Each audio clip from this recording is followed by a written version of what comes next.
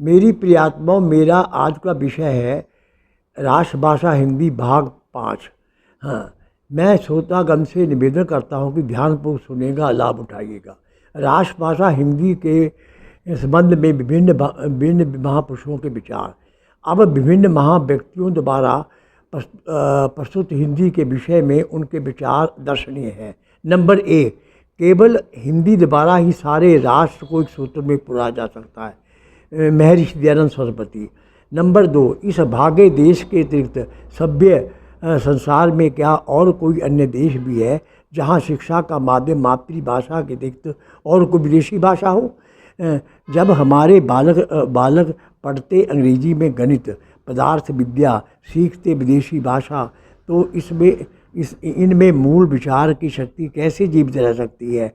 यदि किसी आंग्ल विश्वविद्यालय में शिक्षा का माध्यम फ्रेंच भाषा को करने या किसी जर्मन विश्वविद्यालय में शिक्षा का माध्यम अंग्रेजी करने का प्रस्ताव हो तो उसको पागलपन समझा जाएगा। परंतु यह भारत एक विचित्र देश है जहाँ हिंदू बालकों के लिए शिक्षा का माध्यम अंग्रेजी बनाने वालों को अतिशय बुद्धिमान समझा जाता है। स्वामी श्रद्धानंद।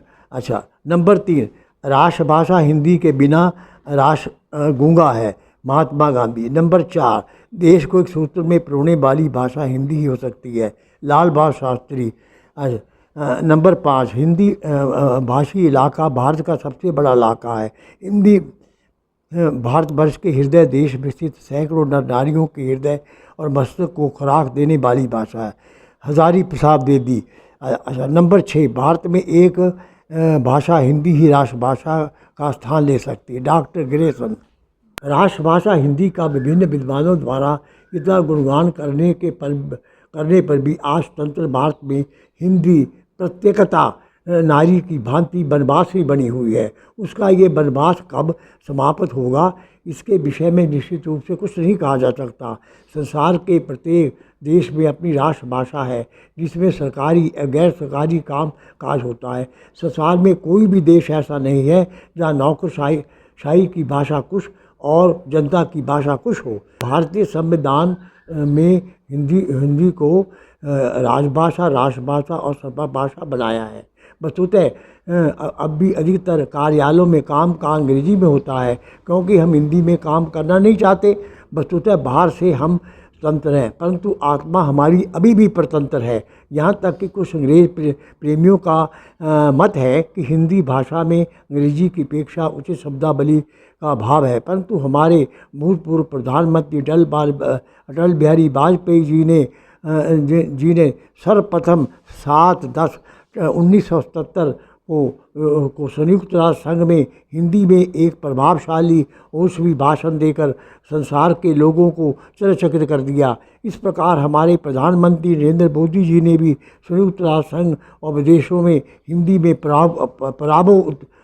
प्रभावोत्पादक भाषण देकर हिंदी का गौरव बढ़ाया। वस्तुतः हम देखते हैं हमारी राष्ट्रभाषा हिंदी की स्थिति संतोषजनक नहीं है। सत्य तो ये है कि हमारे देश की राजनीतिक और सामाजिक व्यवस्था में वह हमारे सरकारी व प्राइवेट इन सभी क्षेत्रों में अंग्रेजी भाषा का ही बोलबाला है। सभी लोग अंग्रेजी में काम करने के आदी बन गए हैं। हिंदी भाषा में काम करने के लिए कोई भी तैयार नहीं है। हिंदी भाषा के प्रसार में भारतीय अफसरों की कोई भी भूमिका नहीं है, क्योंकि वे नहीं चाहते कि देश का काम काज हिंदी में हो। वे अंग्रेजी भाषा के में बने रहने की वकालत करते हैं। हिंदी को आगे बढ़ने और उनके विकास और प्रचार प्रसार पर विशेष बल देने की आवश्यकता है।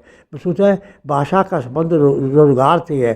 सरकारी पब्लिक क्षेत्रों में रोजगार तभी मिलता है जब लोगों में अंग्रेजी भाषा का विशेष अनुशीलन किया हो, तभी प्रतियोगी परीक्षा में उत्तीर्ण पाने में सफल हो पाते हैं, अन्यथा नहीं। प्रत्येक प्रतियोगी परीक्षा में अंग्रेजी का प्रश्न पत्र अनिवार्य होता है। डॉक्टरी, इंजीनियरिंग, कानून, न्यायालय, विज्ञान आदि भी अधिकतर पुस्तकें अंग्रेजी भाषा में उपलब्ध है, क्योंकि इन पुस्तकों का अभी तक हिंदी भाषा में अनुवाद नहीं हुआ। यही कारणों से आज राष्ट्रभाषा हिंदी की दशा अति शोचनीय है। जब भी देश में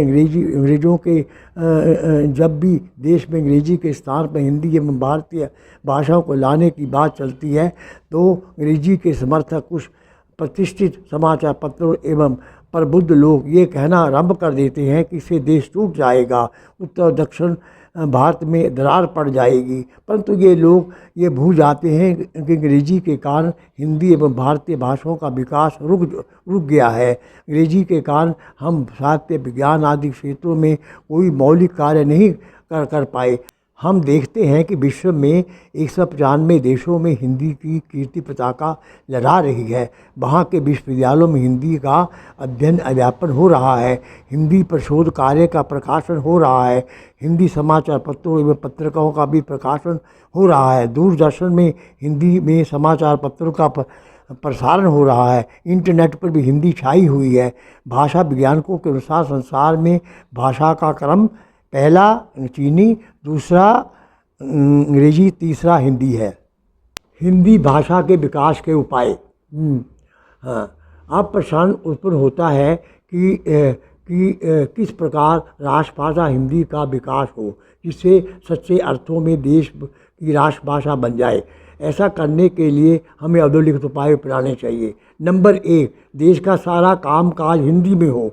नंबर 2, अंग्रेजी भाषा की अनिवार्यता सभी क्षेत्रों में समाप्त की जाए।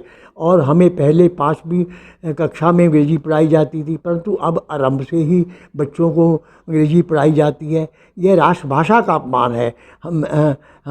हम चाहते हैं कि आरंभ में हिंदी भाषा पढ़ाई जाए, इसके पश्चात अंग्रेजी, क्योंकि हिंदी सब बच्चे सीख सकते हैं, न कि अंग्रेजी। हम देखते हैं इन पंक्तियों को बड़े ध्यान भारतीय बच्चों से निवेदन है कि बच्चे इन पंक्तियों को ध्यानपूर्वक सुनेगा और जीवन में उतारेगा, आपके जीवन का कायाकल्प हो जाएगा। हम देखते हैं कि डैडी और मम्मी शब्दों का प्रयोग अपने घरों में बच्चों द्वारा किया जाता है।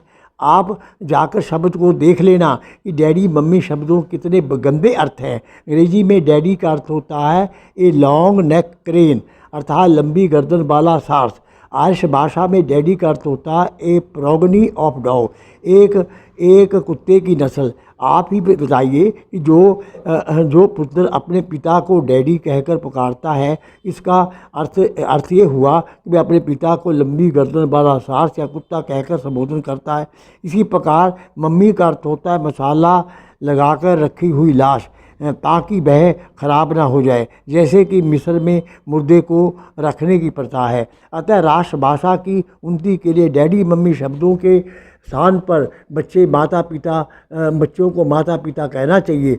इसके अतिरिक्त हम ताया, चाचा, मामा, मासड़, फूफड़ और आयु में बड़े व्यक्तियों के लिए अंकल शब्द का प्रयोग करते हैं। इसका कारण है कि अंग्रेजी भाषा में इन सबके लिए अंकल शब्द के अतिरिक्त और कोई शब्द है ही नहीं। अच्छा, हिंदी के विकास के लिए अंकल के स्थान पर इन हिंदी शब्दों का प्रयोग करना चाहिए। नंबर 3, सभी वर्ग समुदायों के लोग एकजुट होकर हिंदी भाषा का प्रयोग करने के लिए तैयार हो जाएं। नंबर 4, नौकरशाही के बीच अंग्रेजी मानसता का जो आधिपत्य है उसको समाप्त किया जाए। नंबर 5, अंग्रेजी भाषा को छोड़कर हिंदी भाषा बोलने का प्रयास कीजिए। नंबर 6, देश के सभी स्कूलों व कॉलेजों में हिंदी को अनिवार्य विषय के रूप में पढ़ाया जाए। नंबर 7, हिंदी की सभी पुस्तकें सस्ते दामों पर उपलब्ध कराई जाए। नंबर 8, प्रति वर्ष प्रत्येक सरकारी कार्यालयों में हिंदी के विकास के संबंध में नियमित रूप से समीक्षा की जानी चाहिए। नंबर 9, लोगों को हिंदी भाषा में कार्य करने के लिए प्रेरित एवं प्रोत्साहित करना चाहिए। नंबर 10, हिंदी में काम करने वाले कर्मचारियों को पुरस्कृत और सम्मानित किया जाए। नंबर 11, हिंदी न जानने वाले व्यक्तियों को नियमित रूप से सिखाने का प्रशिक्षण दिया जाना चाहिए। नंबर 12, डॉक्टरी, इंजीनियरिंग, न्याय, अकाउंट आदि की पुस्तकें अंग्रेजी भाषा में उपलब्ध है, इनका हिंदी में अनुवाद कराना चाहिए। नंबर 13, निष्ठ भाषा का प्रयोग न करके सरल और सरस भाषा का प्रयोग परमावश्यक है, क्योंकि संस्कृत भाषा साधारण संस्कृत भाषा साधारण व्यक्ति आसानी से नहीं समझ सकता। जैसे सुखालय के स्थान पर अस्पताल और उपायुक्त के स्थान पर डीसी शब्दों का प्रयोग कीजिए। अच्छा, मैं तो यहाँ तक कहता हूँ जो हिंदी प्रेमी संस्कृत भाषा का प्रयोग करते हैं वे राष्ट्रभाषा हिंदी के घोर शत्रु हैं, क्योंकि इससे साधारण व्यक्ति हिंदी को नहीं समझ सकता। ऐसा करना हिंदी के विकास में बड़ी बाधा है। अतः संसार के सब हिंदी प्रेमियों से सविनय निवेदन है कि वे सरल एवं सरस हिंदी का प्रयोग करें, ताकि इससे अधिक लोग समझ सकें। हमें अंग्रेजी व उर्दू भाषाओं के प्रचलित शब्दों का भी इस भाषा को सरल आकर्षक बनाने के प्रयोग करना चाहिए, तभी इसका विषय उज्जवल होगा। स्वामी रामदेव जी लिखते हैं, हमारे लिए राष्ट्रभाषा हिंदी के साथ साथ भारतीय भाषाओं यथा गुजराती, तमिल, तेलुगु, कन्नड़, मराठी, पंजाबी आदि भाषाओं का ज्ञान रखना उत्तम है, परंतु अन्य भाषाओं की को राष्ट्रभाषा के रूप में प्रयोग करना घोर अपमान व लज्जा की बात है। विश्व का कोई भी सभ्य देश अपने नागरिकों के लिए को विदेशी भाषा में शिक्षा नहीं देता। जीवन दर्श पृष्ठ चरंजा। मैं विगत 24 वर्षों से हिंदी में पुस्तकें लिखकर निःशुल्क भारत के विभिन्न आर्य समाजों, पुस्तकालय एवं स्वाध्यायशील व्यक्तियों में बांट रहा हूँ, ताकि राष्ट्रभाषा हिंदी का विकास हो। विकास हो। इस प्रकार अब तक मैं 32 पुस्तकें निःशुल्क बांट चुका हूँ। मेरी 60 पुस्तकें गूगल पर www.dppurbooks.in में उपलब्ध हैं। और इसके अतिरिक्त मेरे 160 वीडियो यूट्यूब चैनल पर उपलब्ध हैं, जिनका लिंक वर्ड है धर्मपाल पूर जी के प्रवचन। अच्छा, नंबर 15, हिंदी भारत की राष्ट्रभाषा है और इसे विश्व में